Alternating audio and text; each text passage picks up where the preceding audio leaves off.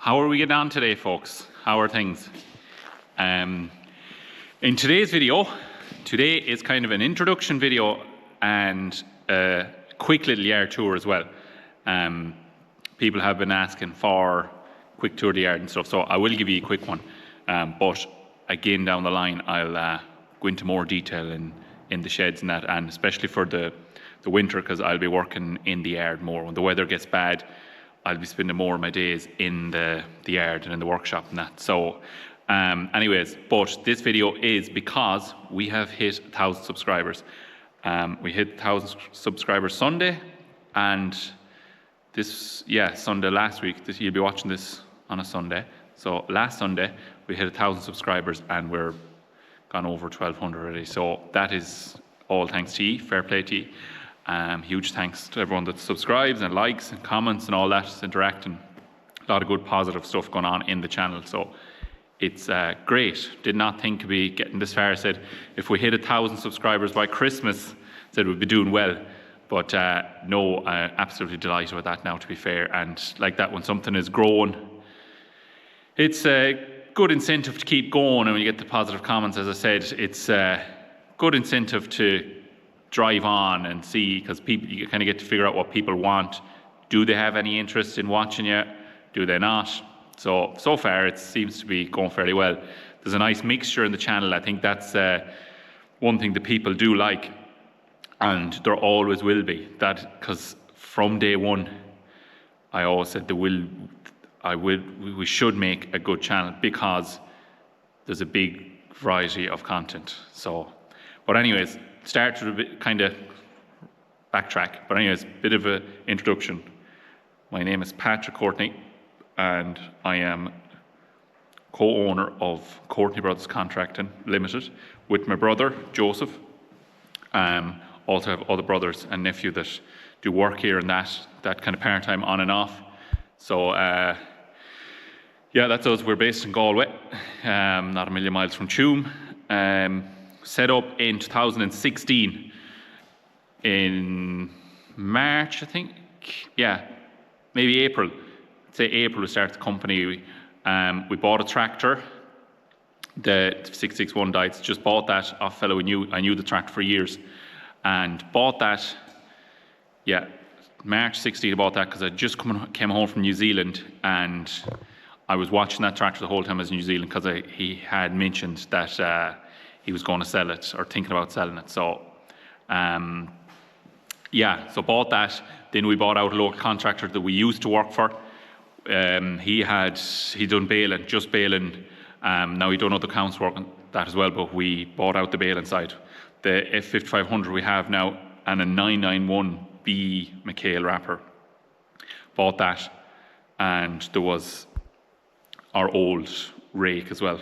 Keeberland tarp rake, the exact same as the one we have now. Bought that off him. Just came up, we bought the tractor.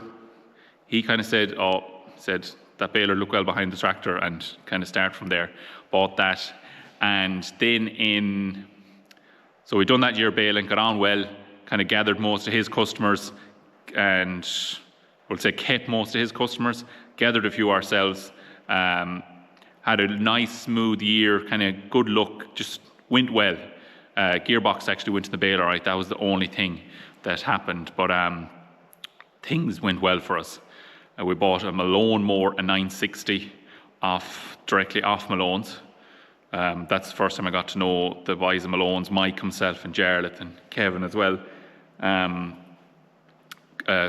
bunch of lads, very helpful, got me going, didn't know me from Adam, and gave me a great chance to get going. So that was it. We bought that mower. That went very well for us. We only sold that last year. Very lucky mower. That's done all the mowing, and then in 2019 we bought another one. But anyways, we'll go through the mowers again. But so that was that year. Then in August that year, started digging out for the shed here. This is the workshop.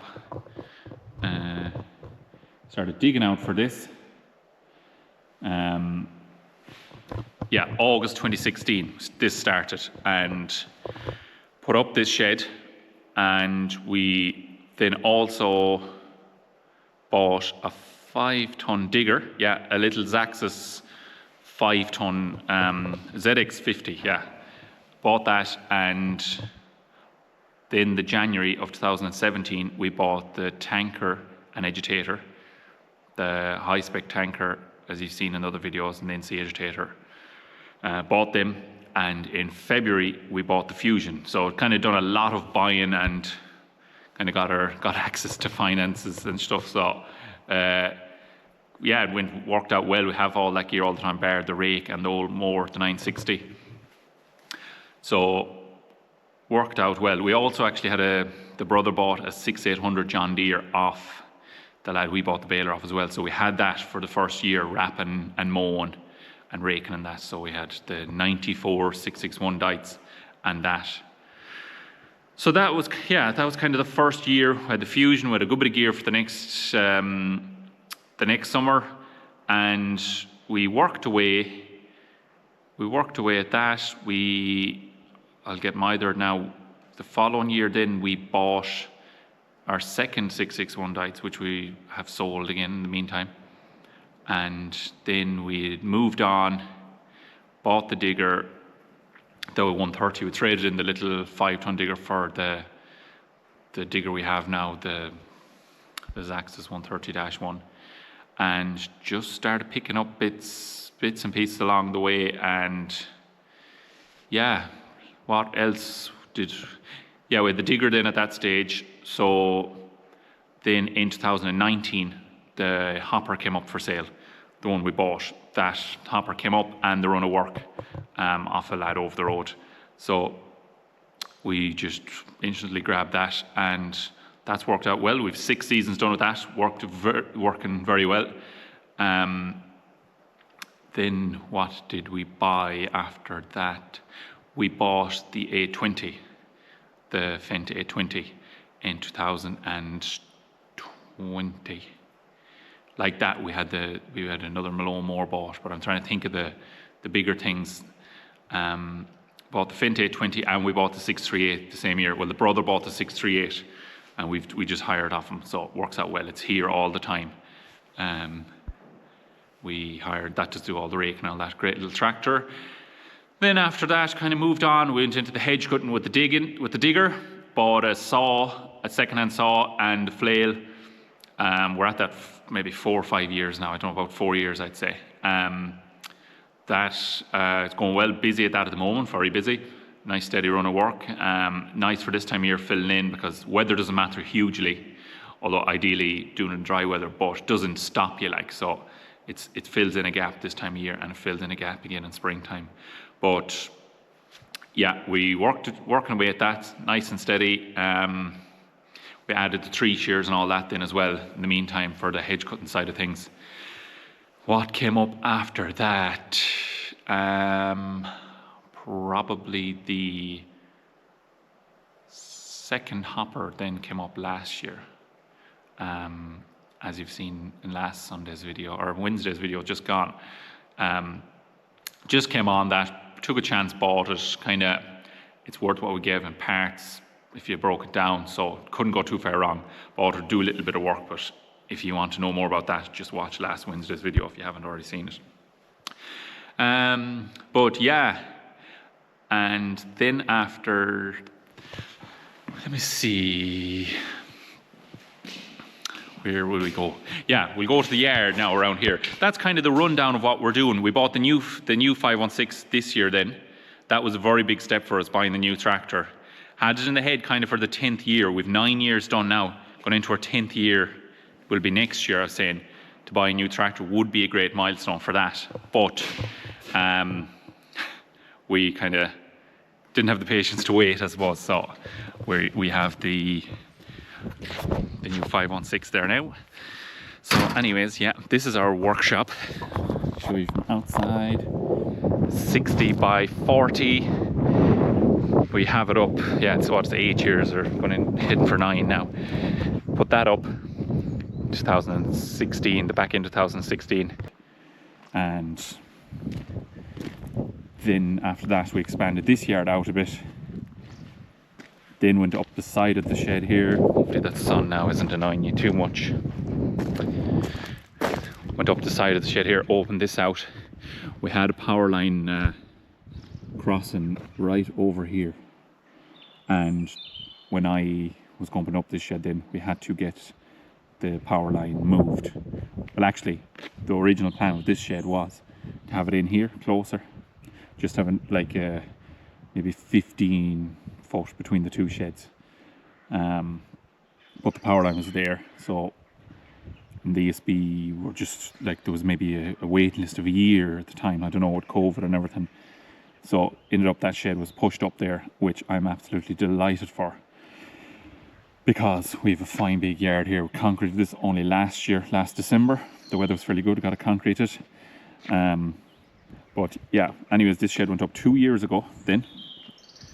This is 80 foot long, consists of 4 20-foot bays, and it is 50 foot deep with a 16-foot eave, fine big open span shed.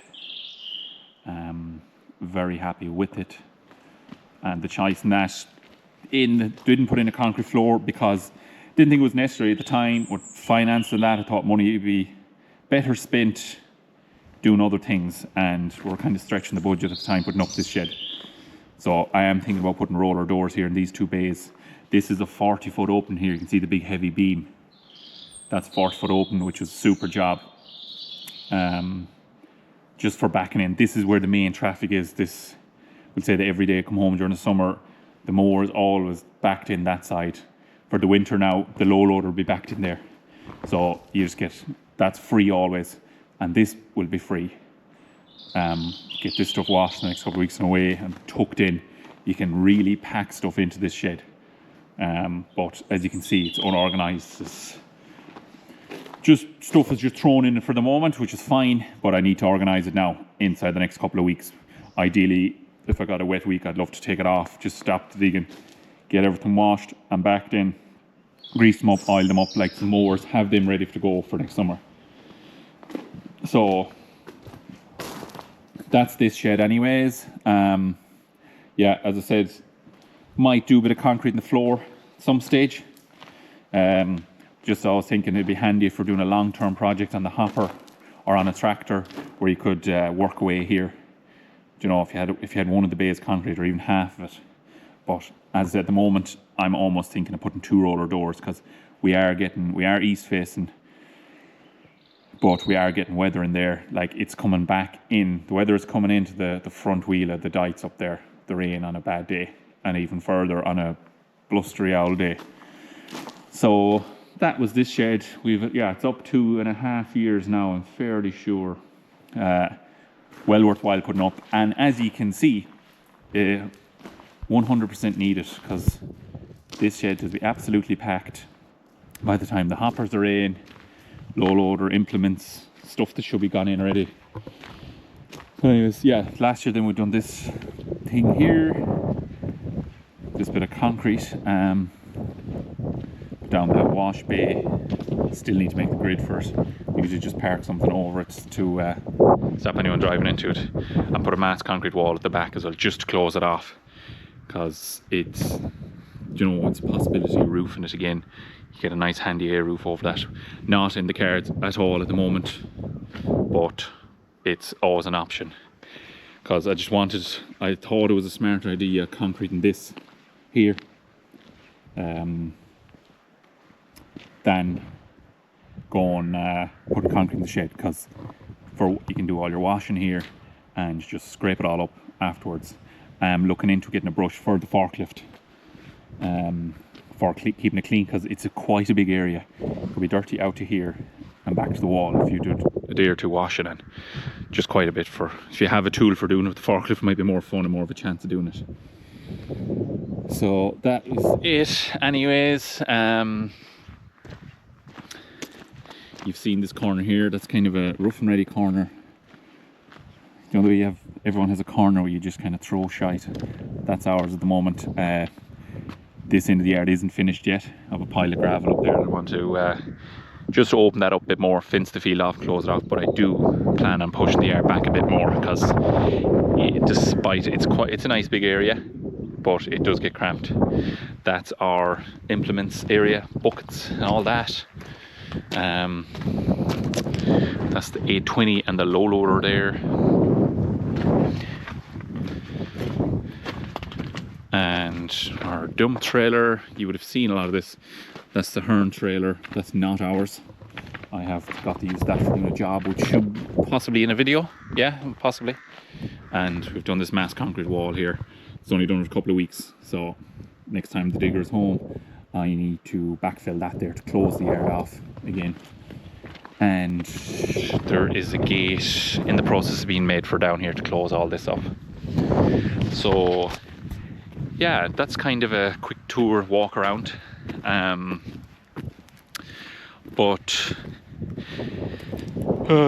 Yeah, so I suppose just to cover myself kind of, and why I am putting videos on YouTube, why I started a channel. I'm going back in the shed again because it's getting a bit cold. Has been in the head, it was in the head for a long time, probably the last 2 years or more. We done a video with Farmflix.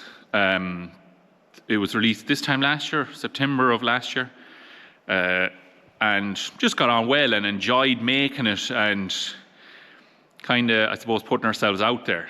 So that worked well. Good. Got a lot of comments from that as well. People saying, "Jesus, you're well able to talk shite, basically, and all that in front of a camera." So that worked out well.